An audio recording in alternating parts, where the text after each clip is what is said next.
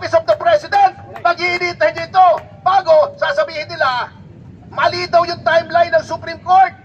Eh tinatanong kayo kung kailan ibinigay, kung di-distribute. Ayaw niyong sumagot. Laban sa mga walang galang sa Korte Suprema.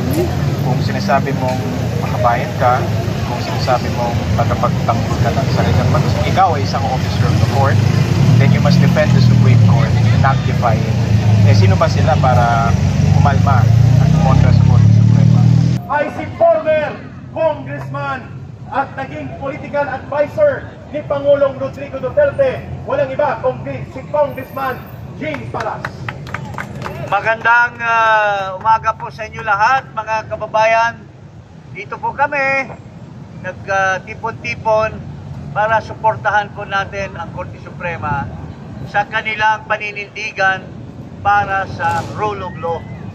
Maraming nagbabatikos kasi alam natin na papolitika lamang yan lahat. Ang Supreme Court ay ang pinakahuli na interpreter ng batas. Marami nilang sinasabi na ang Senado daw, ang Korte Suprema, bias. Wala po. Hinahikayat ko sa mga abogado, na mga katulad ko na mga abogado, na pag-aralan yung mabuti yung ruling ng Korte Suprema. Very clear po doon sa ruling ng Korte Suprema na talaga yung court impeachment ay walang saysay, illegal, unconstitutional. Bakit po? Dahil ang first impeachment complaint ay inupuan po nila, inupuan ng Kongreso, inupuan ng Secretary General, at ito ay order ni Speaker Martin Romualdez. Sinusunod lamang ni Secretary General ang order. At ang sabi ng Korte Suprema, yung first impeachment ay dapat may proseso, dapat yon. Nung pinirmahan na at ng endorsement ng isang congressman, dapat yon ay ilagay sa order of business. Mandatory po yun sa batas, sa rules of the House of Representatives at sa ating saligang batas. Pero ano pong nangyari? Inupuan nila, sinabi nila, nagsinungaling sila, nilagay daw nila sa order of business. Simple lang po ang sinabi ng Korte Suprema. Sinasabi nila, binabago daw ng Korte Suprema ang mga president. Wala pong binago po doon. Dahil sinabi lang ng Korte Suprema na since inupuan po nila ang first impeachment complaint, ito po ay dapat sana mandatory na i-forward nila sa Committee on Justice. Hindi nila ginawa. So ang sabi ng Korte Suprema, yun po ay labag. At sa hindi nyo endorse sa Committee on Justice, the impeachment complaint is deemed initiated. Yun lang naman ang sinasabi ng Korte Suprema. So kung deemed initiated na yung first impeachment, wala lang ibang impeachment complaint ang pwede. Kasi ito ay labag sa 1-year ban.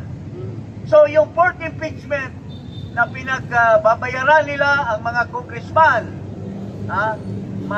according to Toby Chanco, i-release daw ni Marcos ang 110 billion. At ito ay pinamudmud doon sa mga pumirma. So, yun lang po ang issue dito eh. Tapos yung due process, dapat ang number one na karapatan ng taong bayan sa Constitution ay no person shall be deprived of life, liberty, and property without due process of law. Hindi nila binigyan ng kopya si Sara Duterte. Hindi nila binigyan ng pagkakataon na magbigay ng kanyang salita si Sara Duterte tungkol doon sa impeachment. So yun lang, dalawa lang. Maraming salamat, Congressman Jing Paras. Ngayon, nandun na po sa Korte Suprema ang final talk dito sa Liwasang Bonifacio, magmumula kay Attorney Ferdinand Topacio. Isang mapulang pagpati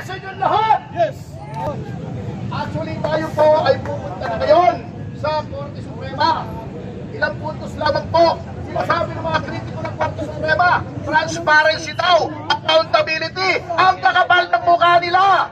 Freycinet Republic, alam niyo yung Freycinet? Yung prefabricated concrete. Ha? Sino bang nagnakaw ng flood control projects? Transparency daw. Sino bang nangungupit sa mga public works? 40% sabi ni Palafox. Ha? Si Sara Basila. Sino bang nangurakot doon sa Cat's Eye?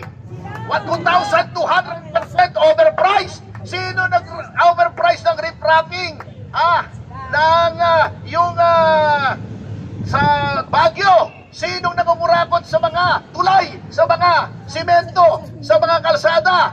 Sinong may ating kakalahating bilyong confidential funds? Magkapatid na Rimulya, DOJ, DILG. Sino may 4 na bilyon ng confidential funds? Office of the President. Mag-iinitay dito bago sasabihin nila mali daw yung timeline ng Supreme Court. Eh tinatanong kayo kung kailan ibinigay, kung di-distribute. Ayaw niyong sumagot. Yung si De Lima napakayabang. Hindi daw sakop na Supreme Court yun. Yang si De Lima napakapangit. Nang ginagawa.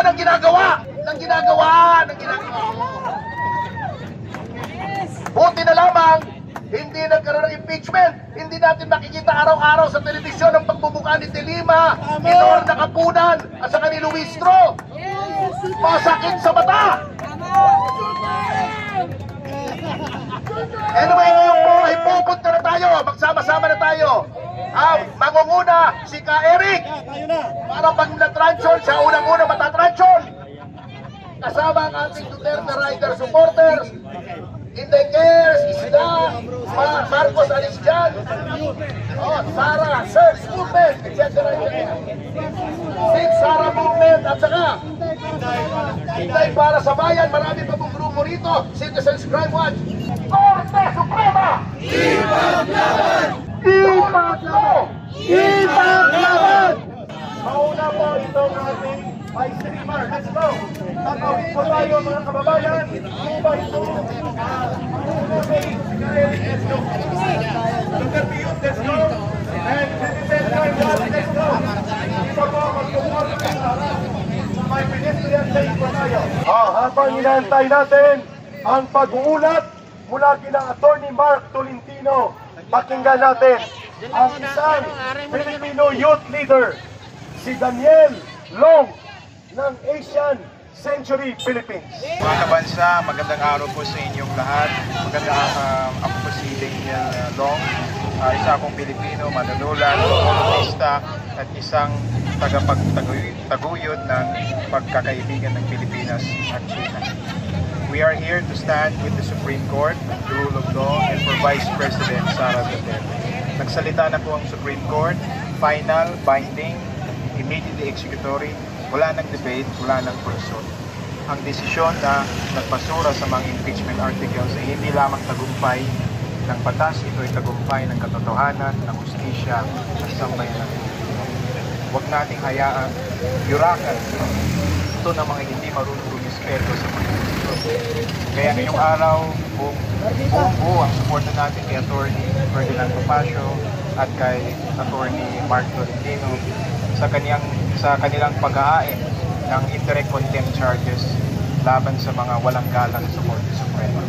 Kung sinasabi mong makabayan ka, kung sinasabi mong tagapagtanggol ka ng salitang batas, ikaw ay isang officer of the court, then you must defend the Supreme Court and not defy it. Sino ba sila para umalma at kumontra sa Korte Suprema? Hindi pwedeng selective lang ang respeto sa batas. Hindi pwedeng okay lang na we have to pick and choose kung ano batas na sundin natin. Kasi ayon po sa judicial civil code, lahat naman ng Korte Suprema ay naging batas na ng Pilipinas. Kaya dapat natin sundin. Kasi itong impeachment naman, hindi ito usapan ng accountability. Ito ay halatang political agenda.